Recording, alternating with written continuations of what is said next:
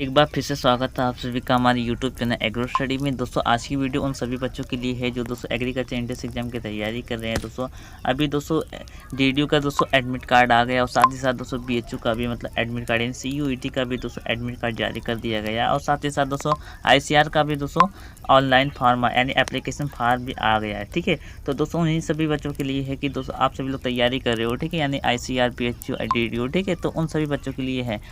DDU की बात की है तो डीडीयू की दोस्तों पेपर कब है दोस्तों, 1 तारीख के पेपर है, ठीक है, यूजी के लिए, बीएससी एग्रीकल्चर के लिए। तो दोस्तों उन्हीं सभी बच्चों के लिए ये वीडियो है। तो दोस्तों वीडियो को शुरू करते हैं। दोस्तों हमारी वीडियो को शुरू से अंत तक देखिएगा। तो दोस्तों हमारा जो पहला सवाल आता है वह दोस्तों हमारा आता है अहिल्या 1, 2, 3 और पूजा किस्म है। दोस्तों यह हमारे किस्में दिया गया है, ठीक है, अहिल्या 1, 2, 3 और पूजा किस्में है। तो यह किसकी किस्में है यह हमें बताना। तो इसका जो करेक्ट आंसर हो जाता है वह दोस्तों हो जाता है यानी सोयाबीन की। A option is the right answer हो जाता है। इसके बाद हमारा प्रश्न आता है दोस्तों हमारा स्वपरागित पौधों में बल्क यानी बल्क पॉपुलेशन विधि द्वारा प्रश्न करते समय पौधों का चुनाव किसमें करना चाहिए। तो इसका जो करेक्ट आंसर हो जाता है वह दोस्तों हमारा हो जाता है F7 में, ठीक है, इस नोट करते जाइएगा दोस्तों, ठीक है। अब दोस्तों ये दोस्तों मोस्ट इंपॉर्टेंट क्वेश्चन है जो दोस्तों मतलब हर बार दोस्तों हर एक बार दोस्तों पूछे गए हैं। उन्हीं सब प्रश्नों के बारे में आप सभी को बता रहा हूँ। तो इसके बाद दोस्तों हमारा जो 42वें नंबर पर प्रश्न आता है हमारा, वह आता है श्वेता किस फसल की कंपोजिटिव प्रजाति है। तो इसका जो करेक्ट आंसर हमारा हो जाता है वह दोस्तों हमारा हो जाता है सी ऑप्शन यानी मक्का की। इस प्रकार से हमारा दोस्तों श्वेता किसमें मक्का की है। इसके बाद हमारा अगला प्रश्न बनता है हमारा निम्नलिखित में से कौन सी फसल उभयलिंगाश्री है। तो इसका जो राइट आंसर हमारा हो जाता है वह दोस्तों हमारा हो जाता है मक्का। जी हाँ दोस्तों, जो मक्का जो फसल है वह दोस्तों क्या है, उभयलिंगाश्री है। याद कर लीजिएगा दोस्तों, मोस्ट इंपॉर्टेंट है बीएचयू और आईसीआर के लिए। इसके बाद हमारा अगला आता है अर्धसूत्रण के समय प्रोफेज की किस अवस्था में जिन विभिन्न पाया जाता है। तो इसका जो करेक्ट आंसर हो जाता है वह दोस्तों हमारा हो जाता है डिप्लोनीमा में, ठीक है। इस प्रकार से हमारा डी ऑप्शन राइट हो जाता है। अब हमारा अगला प्रश्न आता है हमारा 45वें नंबर पर कोलेस्ट्रीन, ठीक है, का प्रयोग किया जाता है। तो इसका जो राइट आंसर हो जाता है वह दोस्तों हमारा हो जाता है बी ऑप्शन यानी बहुगुणिता में। जी हाँ दोस्तों, कोलेस्ट्रीन जो होता है वह दोस्तों उसका प्रयोग किया जाता है बहुगुणिता में। इसके बाद हमारा अगला प्रश्न जो बनता है हमारा प्रत्यावर्ती धारक गुण अधिकतर पाया जाता है। तो इसका जो राइट आंसर हो जाता है वह दोस्तों हमारा हो जाता है सी ऑप्शन यानी आम में। जी हाँ दोस्तों, जो प्रत्यावर्ती धारक गुण होता है वह दोस्तों आम में अधिकतम पाया जाता है।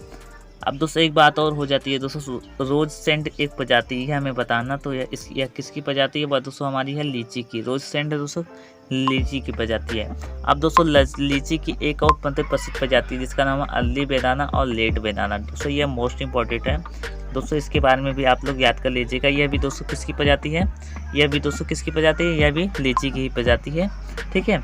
अब दोस्तों हमारा अगला आता है दोस्तों चावल सुधार कार्यक्रम के अंतर्गत जारी की गई नई किस्म है। तो इसका जो राइट आंसर हो जाता है वह दोस्तों हमारा हो जाता है त्रिगुण। जी हाँ दोस्तों, जो चावल सुधार कार्यक्रम है जो हाँ वह उन्होंने दोस्तों एक नई किस्म जारी की गई है, ठीक है, चावल की। वह कौन सी किस्म है, वह है त्रिगुण है। इस प्रकार से हमारा सी ऑप्शन राइट हो जाता है।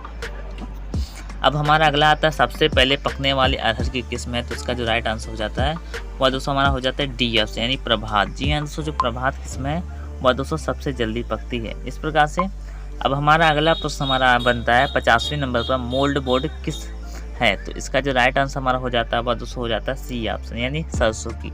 जी हाँ दोस्तों, जो मोल्ड बोर्ड जो पूसा बोर्ड जो प्रजाति है वह दोस्तों किसकी है, वह हमारी सरसों की। इसके बाद हमारा अगला प्रश्न जो बनता है हमारा दोस्तों वह बनता है चुकंदर में पर परागण संपन्न होता है। तो दोस्तों किसके द्वारा होता है ये हमें बताना है। तो इसका जो राइट आंसर हो जाता है वह दोस्तों हमारा हो जाता है हवा द्वारा। जी हाँ दोस्तों, हवा द्वारा चुकंदर में पर परागण यानी क्रॉस पॉलिनेशन होता है। इस प्रकार से हमारा अगला प्रश्न बनता है ग्रेप फ्रूट की बीज रहित किस्म है। जी हाँ दोस्तों, ग्रेप फ्रूट की बीज रहित किस्म है, यह हमें बताना है कौन सी किस्म है। तो इसका जो राइट आंसर हमारा हो जाता है वह दोस्तों हमारा हो जाता है मास 1134, ठीक है, एग्रीकल्चर 20। इस प्रकार से दोस्तों मोस्ट इंपॉर्टेंट है दोस्तों डीडीयू के लिए। दोस्तों 1 तारीख का एग्जाम है दोस्तों, याद कर लीजिएगा इसे। अब इसके बाद हमारा अगला आता है पपीते की मादा उभयलिंगी किस्म है। तो इसका जो राइट आंसर हो जाता है हमारा दोस्तों वह हो जाता है हमारा दोस्तों ए ऑप्शन यानी सेब।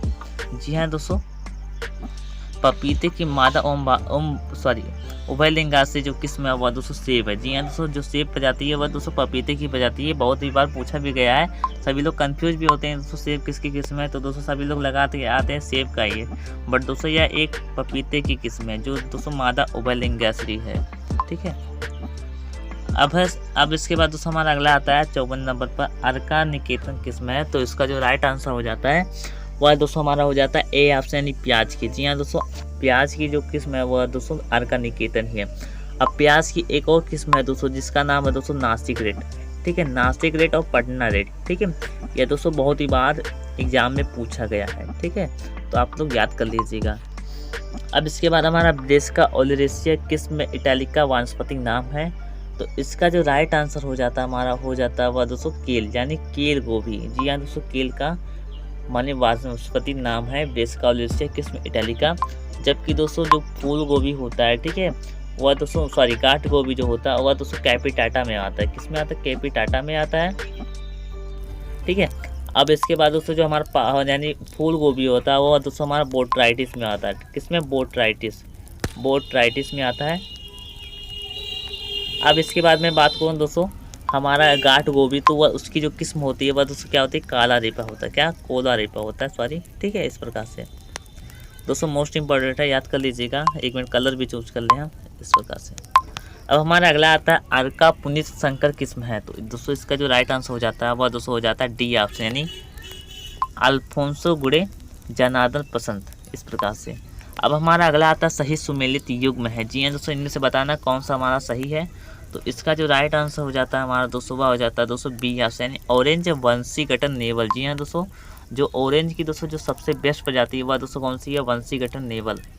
इस प्रकार से बी ऑप्शन राइट हो जाता है। अब हमारा अगला आता है आलू की गुणसूत्र संख्या है। जी हाँ दोस्तों, आप सभी को बता दो हर फसल की दोस्तों कम से कम गुणसूत्र की संख्या याद होनी चाहिए। तो इसका जो राइट आंसर हमारा हो जाता है वह दोस्तों हो जाता है सी ऑप्शन यानी 2 गुणे 2 बराबर 2 n बराबर 48 होता है। और n बराबर कितना हो गया? इस प्रकार से हमारा अगला प्रश्न बनता है सेब के पौधे को सबसे अधिक बौना बनाने वाला मूल वृंत है। तो M कौन सा है? M9 होता है। ठीक, इस प्रकार से हमारा सी ऑप्शन राइट हो जाता है, M9 is the right answer. अब हमारा अगला आता है पूसा अनुपम किस्म है। जी हाँ दोस्तों, इसमें बताना पूसा अनुपम किसकी किस्म है। तो यह दोस्तों किसकी किस्म है? बैगन की किस्म है। ठीक है, अब बैगन की एक किस्म और है जिसका नाम पंत ऋतुराज। क्या है? पंत ऋतुराज और पंत सम्राट। पंत सम्राट इज द बेस्ट दोस्तों। ठीक है, यह दोस्तों बहुत ही बार पूछा जाता है। इसके बाद हमारा अगला आता है निम्नलिखित में से खीरा की संकर प्रजाति कौन सी है। तो इसका जो राइट आंसर हो जाता है हमारा हो जाता है वह दोस्तों पूसा संयोग। कौन सा? पूसा संयोग। अब इसके बाद दोस्तों हमारा अगला जो आता है दोस्तों हमारा वह आता है दोस्तों, एक मिनट बता दे रहे हैं, ज्वार के दाने की किस्म नहीं है। तो इसका जो राइट आंसर हो जाता है हमारा वह हो जाता है सी ऑप्शन यानी सफ़ेद मोती।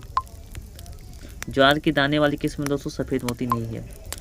अब हमारा अगला आता है दोस्तों, एक मिनट बता दे रहे हैं, सनजीन 85 नई किस्म है। तो इसका जो राइट आंसर हो जाता है हमारा वह हो जाता है बी ऑप्शन यानी सूरजमुखी की। अब हमारा अगला नेक्स्ट आता है ICAR द्वारा हाल ही में विकसित गेहूं की नई किस्म। दोस्तों मोस्ट इंपॉर्टेंट है, ICAR BHU DDU दोनों तीनों के लिए है दोस्तों। ठीक है, तो इसका जो राइट आंसर हो जाता है हमारा वह हो जाता है दोस्तों DDK यानी DDK 1029। ये दोस्तों मोस्ट इंपॉर्टेंट है दोस्तों, याद कर लीजिएगा दोस्तों बहुत ही बार। ठीक है, अब इसके बाद हमारा आता है हमारा आम्रपाली आम का एक संकलन है। तो दोस्तों यह जो संकलन है वह दोस्तों दशहरी गुड़े नीलम से है। ठीक है, और नीलम गुड़े दशहरी से क्या बनता है हमारा मल्लिका बनता है। क्या बनता है? मल्लिका। दोस्तों मोस्ट इंपॉर्टेंट है। ठीक है, इस प्रकार से। अब हमारा अगला बनता है, एक मिनट बता दे रहे हैं, एक एकादशसूत्री व्यक्ति की गुणसूत्र संख्या होती है। तो दोस्तों इसका जो राइट आंसर हो जाता है हमारा वह हो जाता है बी ऑप्शन यानी 2n+1, इस प्रकार से।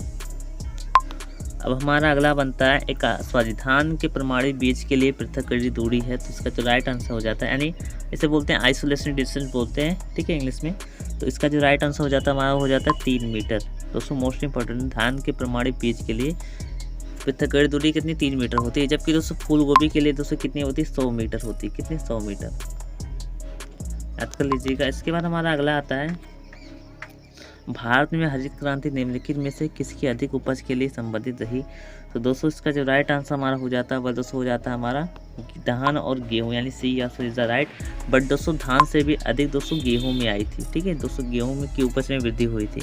हरित क्रांति के जन्मदाता कौन थे? डॉक्टर MS स्वामीनाथन भारत के। ठीक है, और नार्बन बोजलाग दोस्तों विश्व के थे, ठीक है, बोजलाग, इस प्रकार से।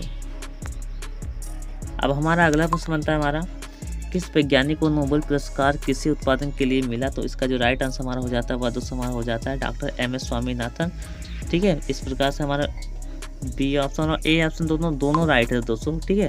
तो इस प्रकार से कंफ्यूज मत होइएगा, ए ऑप्शन दिया होगा, ठीक है।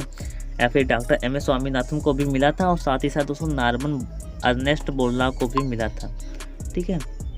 इसके बाद अब हमारा आता है कृत्रिम निषेचन मौसम में देर से किसमें घटी होती जाती है, ठीक है। इसका जो राइट आंसर हो जाता है हमारा सी ऑप्शन यानी तंबाकू में।